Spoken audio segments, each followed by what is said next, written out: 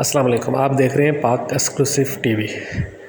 Steel مل پاکستان کا وہ ادارہ ہے جو پورے پاکستان کو چلا رہا تھا، لیکن حکومتوں کی غلط پالیسیوں کی وجہ سے اسٹیل مل بند ہو گئی۔ ہزاروں گھر فاقے کا شکار ہو گئے۔ آج اسٹیل مل ایک جنگل کا منظر پیش کر رہی ہے۔ جس طرف جاؤ پائپ ہی پائپ نظر آتے ہیں، خالی جگہ ہے، پلاٹ ہے، سب کچھ ہے، لیکن نہیں ہے تو مزدور نہیں ہے جو یہاں کام کرتے تھے۔ حکومت نے اربوں روپیہ اسٹیل مل کے ملازمین کو دیا، لیکن اسٹیل مل نہیں چلی۔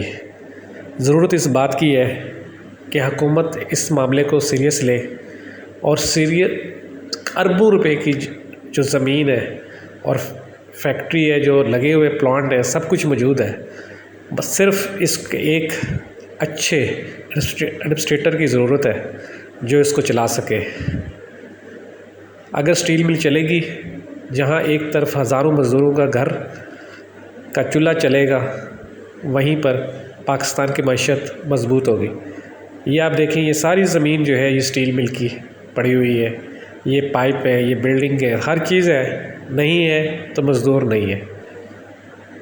ضرورت اس بات کی ہے کہ اس پر پکے ارادے سے عمل کیا جائے۔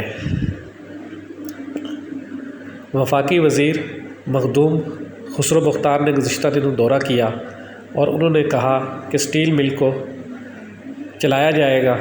اگر حکومت نے فیصلہ کیا تو نیچکاری بھی کی جا سکتی ہے۔ نیچکاری کی جائے تو اس بات کا خیال رکھا جائے کہ ملازمین جو یہاں کئی سالوں سے کام کر رہے تھے، عمر بھر انہوں نے اسٹیل مل کے لیے کام کیا، ان کے مفادات کا خیال رکھا جائے۔ اسٹیل مل پاکستان کا اثاثہ ہے، آج یہ جنگل بن چکا ہے،